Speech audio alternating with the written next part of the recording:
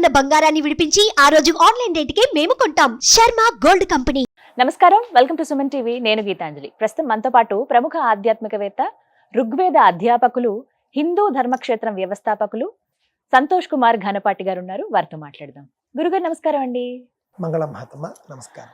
మాంసాహారులు, శాఖాహారులు ఇలా చూస్తూ ఉంటాం. ఇప్పుడు కొంత వీగన్స్ అని ఇంకొక సెక్షన్ మనం చూస్తున్నాం. ఇందులో భాగంగా మాంసాహారులు తినే వాటిలో ప్రత్యేకించి గుడ్డు విషయంలో ఒక చిన్న డిబేటబుల్ క్వశ్చన్ అండి.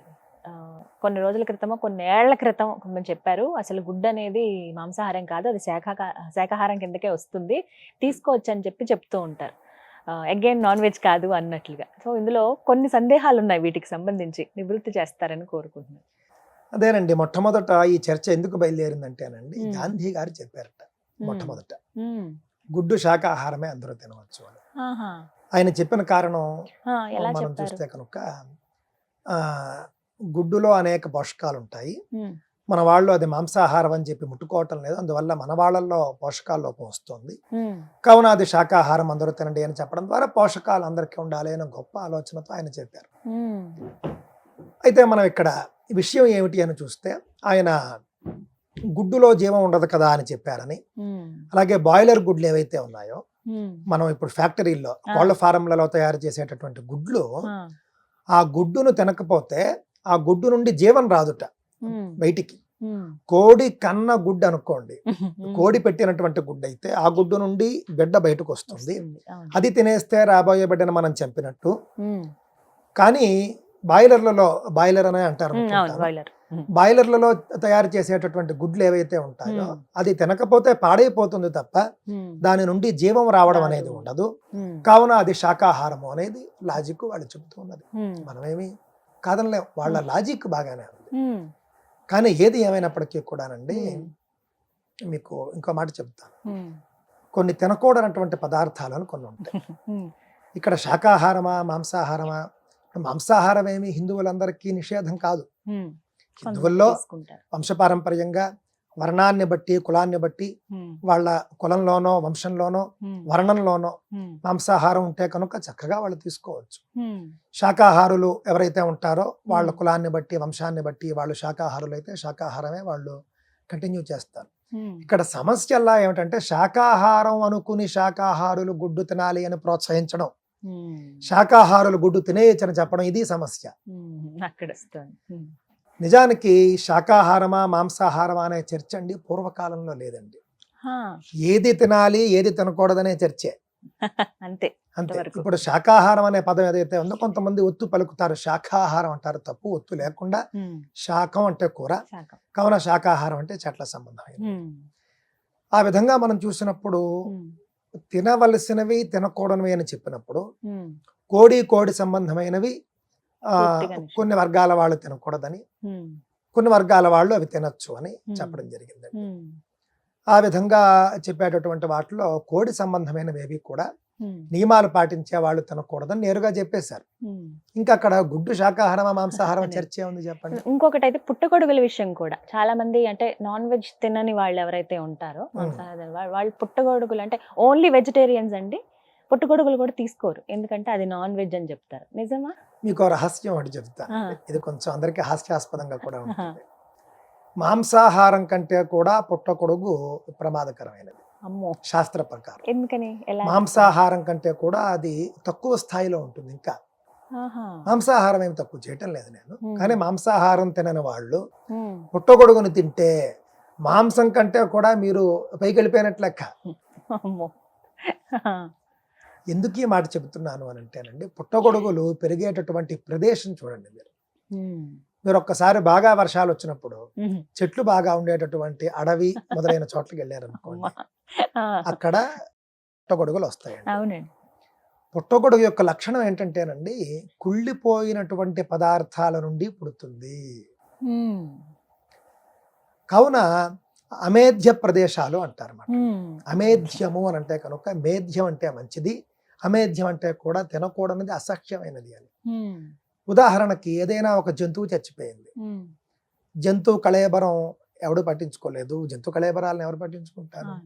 చెట్ల కింద ఎక్కడో అది అలా ఉండిపోయి అలా కుళ్ళిపోతూ వర్షం పడ్డప్పుడు అక్కడి నుండి పుట్టగొడుగు ఉద్భవిస్తుంది. అమ్మో. అంటే కేవలం జంతువు అనే కాదు, ఆ. ఏదైనా సరే ఒక ఉమ్. ఆ పదార్థం ఉమ్. కుళ్ళిపోతే కనుక, జీవం ఉన్నటువంటి పదార్థం ఏదైనా కనుక, అంటే ధాన్యంలో కూడా జీవం ఉంటుంది, అవును. కుళ్ళిపోతే కనుక ఆ కుళ్ళిపోయినటువంటి పదార్థం నుండి పుట్టేది పుట్టగొడుగు.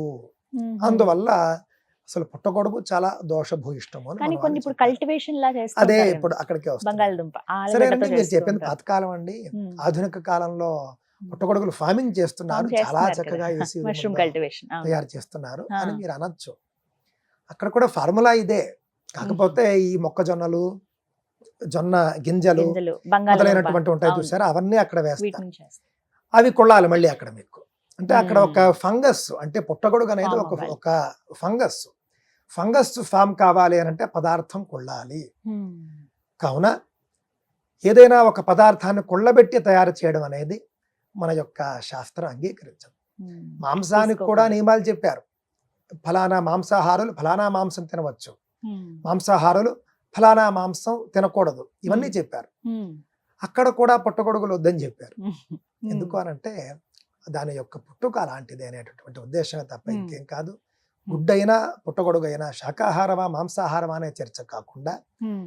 ఈ విధమైనటువంటి చర్చ, ఏది తినచ్చు ఏది తినకూడదు అని చెప్పినప్పుడు ఉమ్. పుట్టగొడుగు మరియు కోడిగుడ్డు, కోడి సంబంధమైనది ఏదైనా సరే ఉమ్. దాంట్లోంచి జీవం వస్తుందా రాదా ఎంత కూడా అనవసరం. ఉమ్. ఎందుకు అనంటే బాయిలర్లో కూడా ఉమ్. గుడ్డు తయారు చేయాలి అని అంటే కోళ్ల నుండి కొంత తీసుకోవాలి వీళ్ళు కదా. పదార్థాన్ని తీయాలి, అయిపోయింది సేకరించాలి. అక్కడే. ఉమ్. ఇంకా మరి కాదని ఎలా అంటారు? ఉమ్. గ్రామ కుక్కుటం అంటారు అనుకుంటా. ఉమ్. దాని నుండి వచ్చేది ఏది కూడా ఉమ్.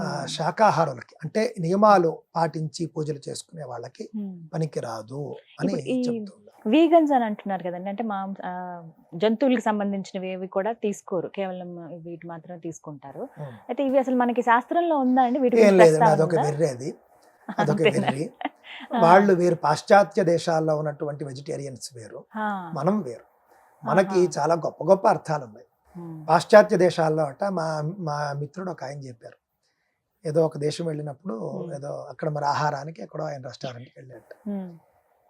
ఏ ఫుడ్ కావాలి అంటే వెజిటేరియన్ ఫుడ్ అని వెంటనే ఇచ్చేట. ఇదేమిటి ఇంత ఫాస్ట్గా తెచ్చారంటే, ఏం లేదు క్యారెట్ ముక్కలు, క్యాబేజ్ ముక్కలు, కొత్తిమీర ముక్కలు ఇచ్చేసి ఇదే, ఇంకేం లేదు అన్నట్టు. ఆ. ఆ విధంగా వాళ్ళు వెజిటేరియన్ అని అంటే కనుక కేవలం కూరలు అని అంటారు. మన దగ్గరికి వచ్చేసరికి వెజిటేరియనా నాన్ వెజిటేరియనా అనేది కాదు, ఉమ్. తప్పకుండా ఏది తినాలి ఏది తినకూడదు అనే నియమం చేశారు, అవి మనం అనుసరిస్తూ ఉన్నాం. ఉమ్.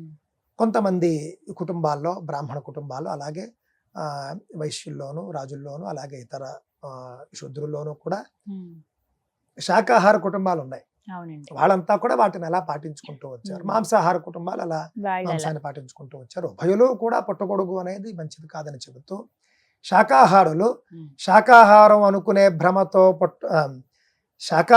శాకాహారం అనుకునే భ్రమతో కోడిగుడ్డు తినకండి అనేది నా యొక్క ఉద్దేశం. ఉమ్. అదే విధంగా పుట్టగొడుగు శాకాహారం అనుకోవడము, ఉమ్. మాంసాహారం అనో లేకపోతే ఇంకొకటనో తినడము, అసలు దాని యొక్క పుట్టుకు తెలుసుకోండి అయ్యా అని మాత్రమే నా యొక్క ఉద్దేశం అండి. ఉమ్. కుళ్ళబెట్టిన పదార్థాలు తినకూడదు అనే నియమం నుండి ఉమ్. పుట్టగొడుగు తినకూడదు అనే నియమం వచ్చింది. ఉమ్. కుళ్ళబెట్టినటువంటి పదార్థాలు ఎవరు తినకూడదు? ముఖ్యంగా వేదాధ్యయనం చేసేవాళ్ళు, నియమనిష్టలతో ఉండేవారు, వీళ్ళంతా కూడా కుళ్ళబెట్టిన పదార్థాలు తీసుకోకూడదు. ఉమ్. అందులో భాగంగానే మనం ఈ యొక్క పుట్టగొడుగులు, ఛత్రాకం అంటారు మనకి సంస్కృతంలో, ఉమ్. అది తినకూడదని చెప్పడం జరిగింది. ఉమ్. దానికి ప్రాయశ్చిత్తాలు కూడా ఉంటాయండి. ఉమ్. అందువల్ల నేను ఈ విషయం పుట్టగొడుగుల గురించి, కోడిగుడ్ల గురించి చెబుతూ ఉన్నది ఉమ్. గొప్పగా నియమాలు పాటిస్తూ, ఉమ్. ఇది శాకాహారం అని ఎవడో చెబితే అది వినేసి తినే వాళ్ళ గురించే చెబుతున్నాను. వాళ్ళకి మాత్రం చక్కగా అన్ని తినేవాళ్ళు మీరు చక్కగా అన్ని తినండి, నాకేం తీసుకోవచ్చా? అభ్యంతరం ఏం లేదు. సంతోషం గురుగారు. నమస్తే. నమస్తే అండి, మంగళమ్మ.